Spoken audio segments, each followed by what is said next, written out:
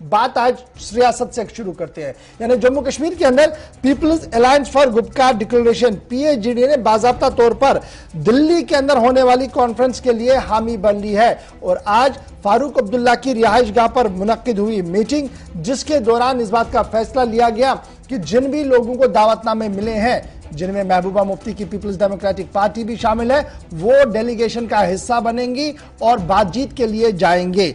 इधर जब ये बात सामने आ रही है, वहीं पर 370 और 35A के हवाले से भी बीजेपी ने अपना व्यू पॉइंट क्लियर किया। कहा कि सरकार ने जो फैसला पहले लिया है 370 और 35A को खत्म करने का, वो वापस आ ही नहीं सकता है। मामला इस तरीके का क्लियर है। अब जो बातचीत होगी वो आगे चुनाव के लिए होनी चाहिए, बीजेपी की तरफ से साफ कर दिया गया। लेकिन जम्मू के अंदर, जहां कश्मीर के अंदर और जम्मू के पॉलिटिकल पार्टीज के अंदर ये सियासत चल रही है, वहीं पर जम्मू को मुकम्मल तौर पर स्टेट बनाया जाए, इस हवाले से भी एक अलहदा स्टेट की मांग को लेकर आज भी जम्मू के अंदर एहतजाज किया गया है। आज प्रेस कॉन्फ्रेंस के बाद डॉक्टर फारूक अब्दुल्ला और महबूबा मुफ्ती ने क्या कहा है, फटाफट से जरा इसको सुन लेते हैं। उसके बाद आपको सीधे श्रीनगर भी लिए चलेंगे, जम्मू भी लिए चलेंगे, जहां से ग्राउंड जीरो की डिटेल्स आपको बताएंगे। लेकिन महबूबा मुफ्ती और फारूक अब्दुल्ला ने बैक टू बैक क्या कुछ कहा है, जरा सुन लीजिएगा। जैसे आपने सुना कि वजीर आजम की तरफ से दावतनामा आया है और हम उस दावतनामे में जाने वाले हैं।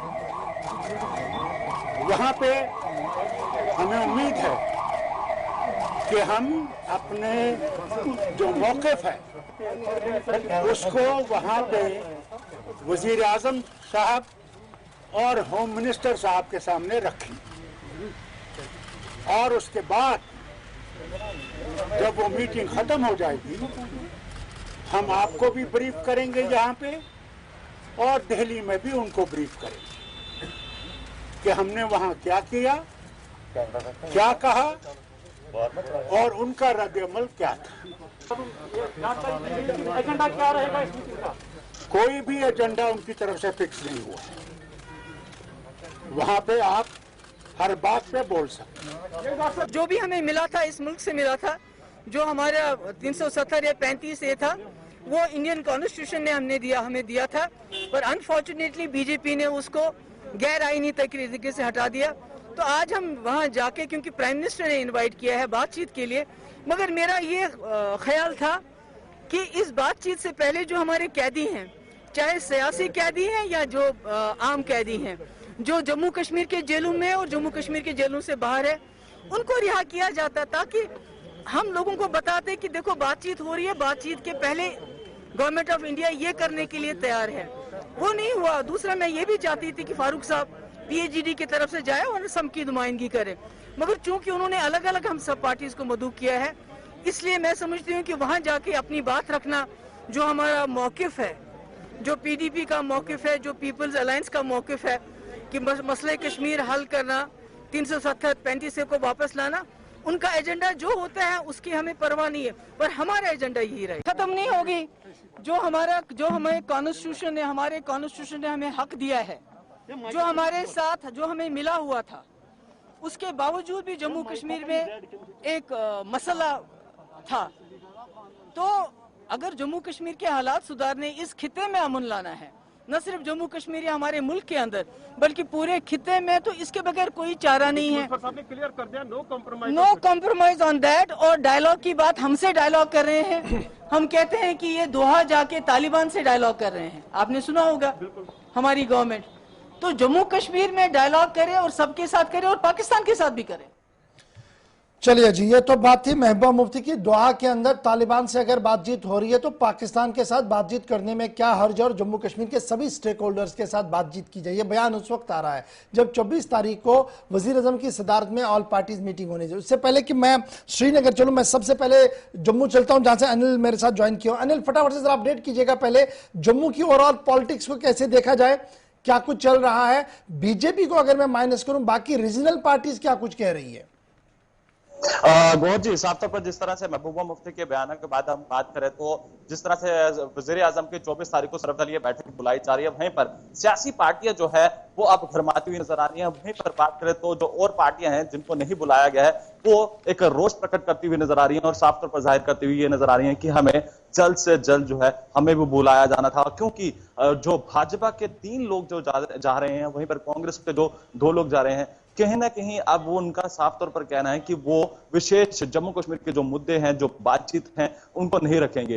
हालांकि उनका साफ तौर पर कहना है कि जब हमें बुलाया जाता है तो हम जम्मू कश्मीर के जो एजेंडा है, जो इस समय मैनिफेस्टो है, जो आम जनता को जरूरत है, वो हम प्रधानमंत्री ठीक है जी अनिल, ये भी बताइएगा, जहां तक बीजेपी के खीमे की बात करें, आज वहां मीटिंग थी और मीटिंग के बाद वहां प्रेस कॉन्फ्रेंस की गई है, क्या लग रहा था बॉडी लैंग्वेज से और क्या कुछ आज क्लियर करने की कोशिश की गई बीजेपी की तरफ से? जी, बीजेपी की बात की जाए तो बीजेपी की तरफ से साफ क्लियर स्टैंड किया गया है कि धारा 370 जो है वो अब सपने में भी वापस नहीं लौट सकती है, चाहे वो उससे 100 साल लग जाए, चाहे वो 370 साल दोबारा लग जाए। आखिर ये 370 और 35 से जो है अब ये दोबारा हटने नहीं वाला है। और जिस तरह से महबूबा मुफ्ती एक बार फिर से जो है पाकिस्तान का राग अल्पाती हुई नजर आ रही है और कहीं ना कहीं जिस तरह से दोहराती हुई नजर आ रही है, और कहीं ना कहीं अब इनका साफ तौर पर स्टैंड ये है, भाजपा के जो प्रदेश अध्यक्ष जो रविंदर रैना है, उन्होंने साफ तौर पर जाहिर कर दिया गया है कि जब एक टेबल पर बातचीत होगी, प्रधानमंत्री सामने होंगे और उसके साथ साथ हम बात करें होम मिनिस्टर वहां पर मौजूद रहेंगे, तो वो साफ तौर पर उनके सामने भी। बहुत शुक्रिया जी अनिल हमारे साथ ज्वाइन करने के लिए। मेरे साथ श्रीनगर से रिटायर्ड जस्टिस हसनैन मसूदी साहब भी ज्वाइन कर चुके हैं, मेंबर पार्लियामेंट है, कानून पर गहरी नजर रखते हैं और सियासतदान भी है। बहुत शुक्रिया जी हसनैन मसूदी साहब मेरे साथ ज्वाइन करने के लिए। मसूदी साहब, काफी तवील मुलाकातें चली नेशनल कॉन्फ्रेंस के अंदर, मुख्तलिफ सियासी जमातों के अंदर, और बहरहाल आज हतमी फैसला ये हुआ कि चलिए अब सारे लोग चलते हैं जी दिल्ली और दिल्ली में होगी बात। लेकिन जिस पीएचडी को लेकर महबूबा मुफ्ती साहिबा ने यह कहा था कि लीडरशिप जी महबूबा फारूक साहब की रहेगी, लेकिन फारूक साहब ने आज एक क्लियर किया कि ये सबको इंडिविजुअल कैपेसिटी में जी दावतनामे मिली है, इसलिए सबको चलना होगा। कैसे आप इस पॉलिटिक्स को देख रहे हैं जो शुरुआत की गई थी, और कितनी एक्सपेक्टेशन है आपको कि कुछ चीजें बेहतर हो सकती हैं आपके राउंड टेबल में जाने के बाद? देखिए अशफाक साहब, पहले शुक्रिया जो शो पर लाने के लिए। तो ये हर एक पार्टी का पहले एक इंटरनल डिस्कशंस हुए और फिर हतमी हमने कहा था कि आज फैसला हुआ कि नहीं जी हम जाएंगे। और बाकी ये होस्ट प्राइम मिनिस्टर हैं, उन्हीं का काम है कि उन्होंने क्या किसको मदऊ करना है, किसको नहीं मदऊ करना है। उन्होंने इंडिविजुअल इन्विटेशंस भेज दी, तो जाहिर सी बात है सबको जिनको इन्विटेशन आई उनको तो जाना था। एक्सपेक्टेशंस क्या कुछ है? बात देखिए, ये दावत मिली है, अनकंडीशनल मिली है, कोई एजेंडा नहीं रखा गया, तो ये इस बात का गुमान है कि एक एहसास हो रहा है, एक सेल्फ अप्रेजल का एक प्रोग्राम चल रहा है या एक एक्सरसाइज हो रही है, जिससे ये जाहिर हुआ है कि 2 साल में कोई चीज हासिल नहीं हुई। जो हमारे अंदेशे है वो सही साबित हुए, और अब अगर वो ये एहसास उभर रहा है, ये एहसास उनको तरकीब दे रहा है बातचीत की, तो इसको तो वेलकम करना चाहिए। हम चाहेंगे कि एक खुले दिल से, खुले जहन से, रिजल्ट ओरिएंटेड, तो बामानी, मीनिंगफुल और पर्पसफुल बातचीत हो जम्मू कश्मीर के हवाले से। लेकिन हसनैन मसूदी साहब, आप इस बात से बखूबी वाकिफ हैं कि जब भी पेचीदा मामले पर गुफ्तगू करनी हो तो एक सेट एजेंडा होता है कि जनाब ये मुद्दे हैं जी जहां पर बात करनी है और फिर आगे बढ़ने की कोशिश की जा रही है।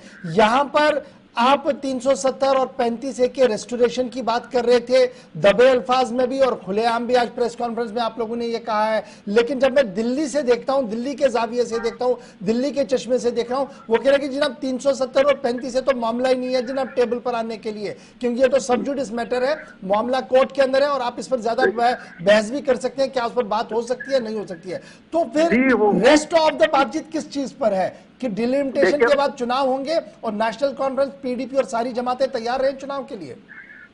देखिए, बात यह है कि एजेंडा अगर उन्होंने नहीं रखा तो वो उनका काम है, लेकिन हमारा एजेंडा तो साफ है।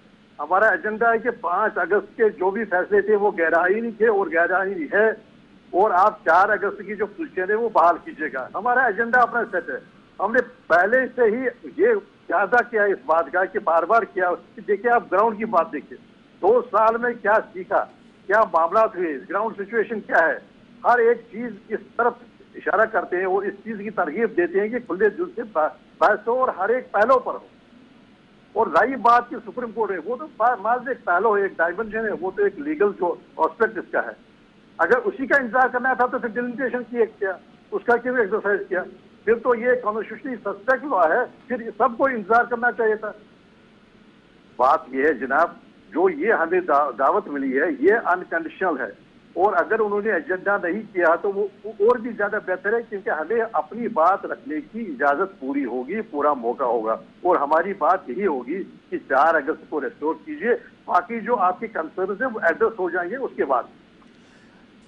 क्या आपको नहीं लगता कि सूरत हाल वैसी बन रही है जो 1975 की थी? अगर आप उसको थोड़ा सा कंपेयर करेंगे, आप ज्यादा बेहतर कर सकते हैं उसको कंपैरिजन, कि जब शेख मोहम्मद अब्दुल्ला साहब बाहर आए, उसके बाद इंदिरा शेख अकॉर्ड हुआ, और एक चीज जो उस वक्त कही गई कि सुई जना वापस नहीं मुड़ती है। आज नेशनल कॉन्फ्रेंस के सामने वही माहौल है, वही मोड है कि रीजनल ऑटोनॉमी की बड़ी बातें आज तक हम सुन रहे थे, वो रेस्टोर नहीं हो पाई, और अब 5 अगस्त की बात को रेस्टोर करने की बात हो रही है और रीजनल ऑटोनॉमी खत्म। अशफाक साहब, अगर बोडोलैंड में सुइयां वापस जा सकती है, 70 साल से बोडो लड़ रहे हैं, और 70 साल के बाद पिछले साल उनको तोहफा दिया गया बोडोलैंड 10,000 स्क्वायर किलोमीटर। अगर ILP मणिपुर को मिलता है, अगर फ्रेमवर्क एग्रीमेंट पर आज बात होती है नागाज के साथ, तो क्या बात है सुइयां सिर्फ कश्मीर में अटक जाती है और कहीं अटक नहीं जाती है? तो सुइयों के अटकने की बात नहीं है। देखिए पहले से जो तजुर्बे किए गए 53 के बाद से, वो तजुर्बे क्या मिला उससे? कोई चीज हासिल हुई?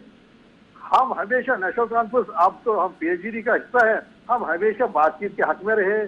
1952 में बातचीत की और दिल्ली एग्रीमेंट हो गया जिसको पार्लियामेंट में मानता थी। 1975 में एग्रीमेंट हुआ तो कश्मीर अकॉर्ड आ गया। 1996 में हुआ तो हमें कहा गया sky is the limit, short of independence हर एक चीज मिल जाएगी। हमने ऑटोनॉमी रेजोल्यूशन किया, नहीं मिला।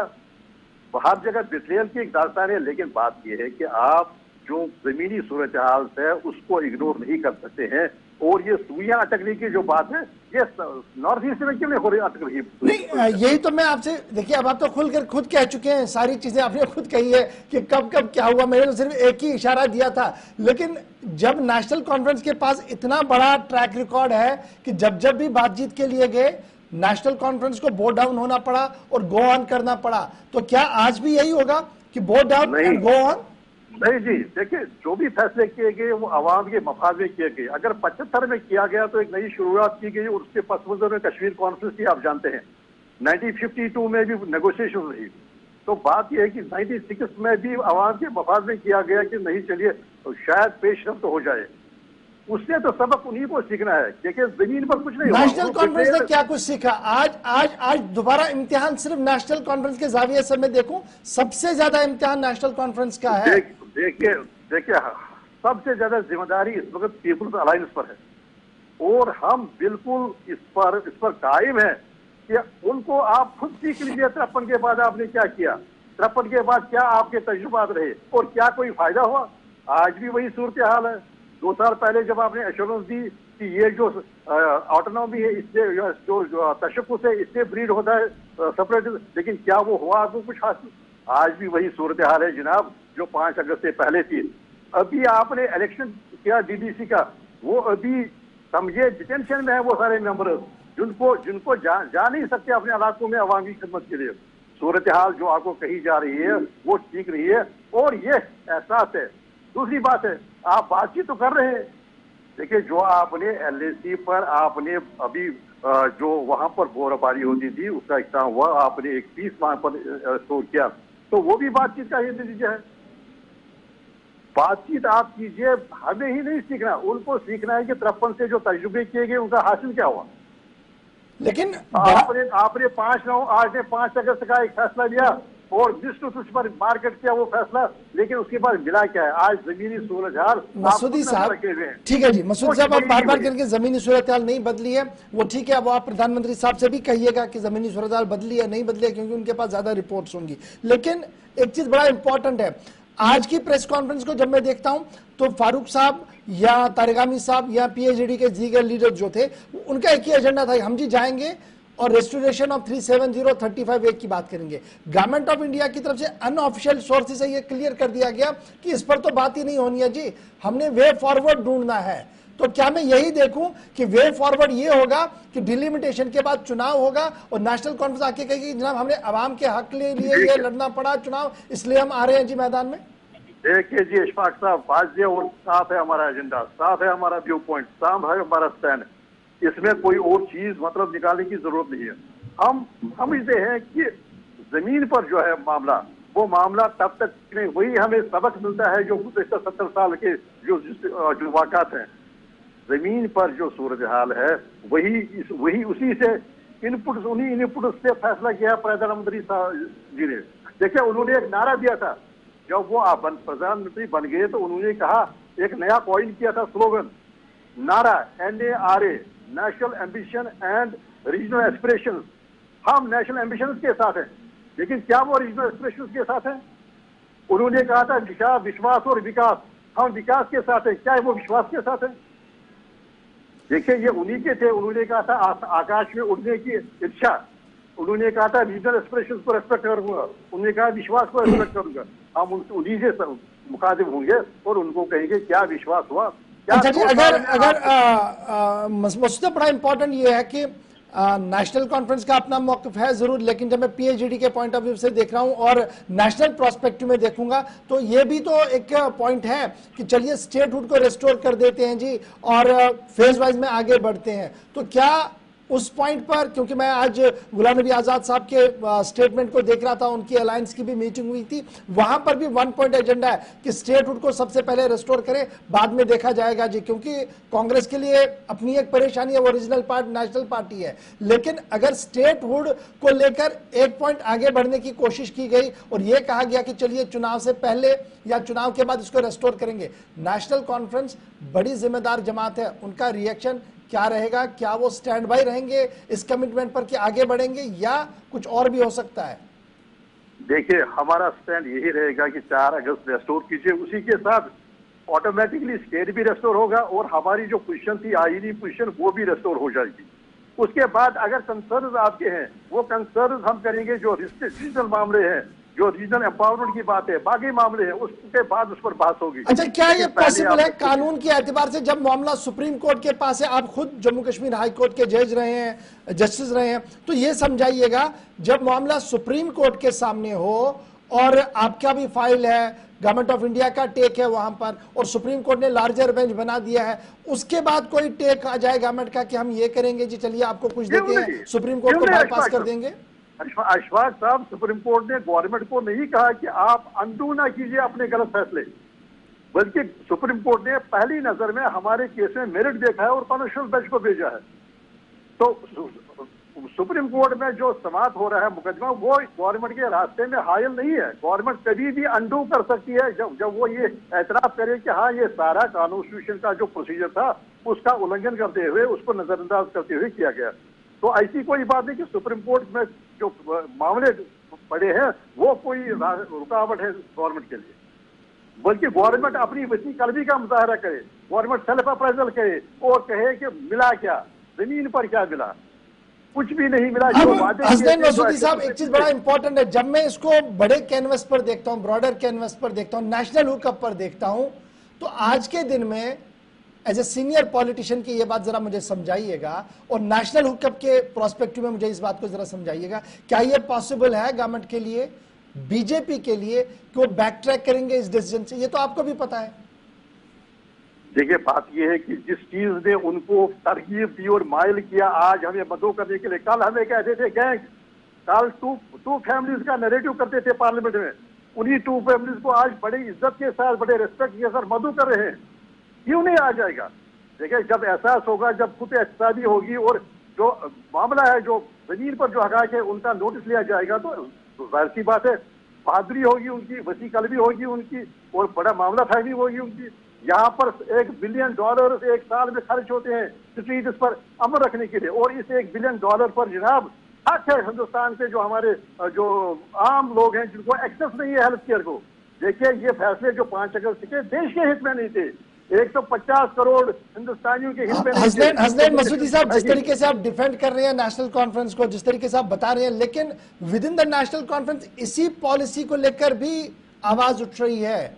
आपके फॉर्मर चीफ स्पोक्स पर्सन का ट्वीट आज भी आया है, कल भी एक ट्वीट था, जिनका यह मानना था कि दिल्ली जाने से बेहतर यह है कि हम ग्राउंड रियलिटीज को समझे और आगे तभी बढ़े जब हालात उसकी इजाजत दे। यानी within the national conference खीमे में भी इस चीज के हक में कोई नहीं है कि जिस तेजी के साथ आगे बढ़ा जा रहा है।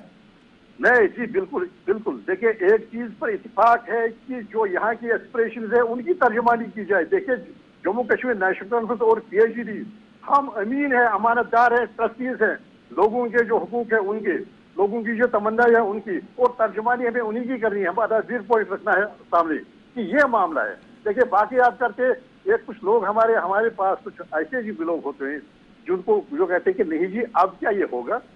भाई अगर हर जगह होगा, अगर हर जगह हो रहा है, अगर कल तक कहते थे क्या कैसे बातचीत होगी, अगर director general military operation joint statement देते हैं नहीं जी हम जंगबंदी करेंगे और जो भी इश्यूज हैं, क्रिटिकल इश्यूज जो डिस्टर्ब कर रहे हैं, जो ट्रिगर करते हैं, वो उनको एडजस्ट करेंगे, तो ये भी एक नई चीज है। और जो बातें हो रही हैं, क्या आप इस बात को महसूस कर रहे हैं कि there is some external pressure या कोई और चीज है जो शायद जम्मू कश्मीर की लीडरशिप की आंखों के सामने नहीं है, लेकिन वो कुछ और रिमोट कर रहा है, जो ये चल रहा है, आपको बुलाया जा रहा है, आपसे बात हो रही है, सिचुएशन को हैंडल करने की कोशिश की जा रही है? देखिए, जाहिर सी बात है, ये ग्लोबल विलेज है। दुनिया में कोई भी मुल्क ये अफोर्ड नहीं करेगा कि कहीं पर ही कोई एरिया डिसकंटेंट हो और या कोई फ्लैश पॉइंट हो। हर एक कंसर्न फील करता है। और जाहिर सी बात है, इस जो ये मामला हुआ 5 अगस्त के जो मामले हुए, इस पर प्रक्रिया आई, इस पर हर कोई एक ममालिक ने अपना अपना रजामंद जाहिर किया। तो मिल मिला के एक्सटर्नल जो व्यूज हैं वो जाहिर सी बात है वो प्रभावित करती है। उसी वजह से तो बातचीत हो गई, उसी वजह से LAC पर अमन हुआ, उसका तो पस मंजर में तो बात की है। कई एक जगह कई एक ममालिक ने एतराज भी किया, हाँ जी हम भी सलाह में शामिल हैं, हम भी ये सजेस्ट करते हैं, हम भी ये तजवीज़ करते हैं कि खित्ते में साउथ एशिया में अमन हो, और हम भी चाहते हैं अमन है। और हम देखिए, हम देश, हम मुल्क के साथ हैं, हम आईन के साथ हैं। हमारी ये जिद्दत है वो आईन हिंद की सरदारी बहाल करने के लिए है, क्योंकि हमारा मानना है कि रोंदा गया आईन को 5 अगस्त को। चलिए, बहुत शुक्रिया जी हसनैन मसूदी साहब हमारे साथ ज्वाइन करने के लिए। और आज चूंकि PIGD ने हामी भर लिया बात करने के लिए, कुछ सवाल थे जो हमने पूछे, लेकिन एक चीज याद रखिएगा, नेशनल कॉन्फ्रेंस की जब हम बात करते हैं तो 1939 को याद रखिएगा, 47 के पीरियड को याद रखिएगा, 75 के पीरियड को याद रखिएगा, 87 में क्या हुआ था और 96 में क्या हुआ था, और आज 2021 है। इसलिए नेशनल कॉन्फ्रेंस बहुत बार चैलेंज एक्सेप्ट कर चुकी है और किस तरीके से सिचुएशन को एंडोर्स भी किया है।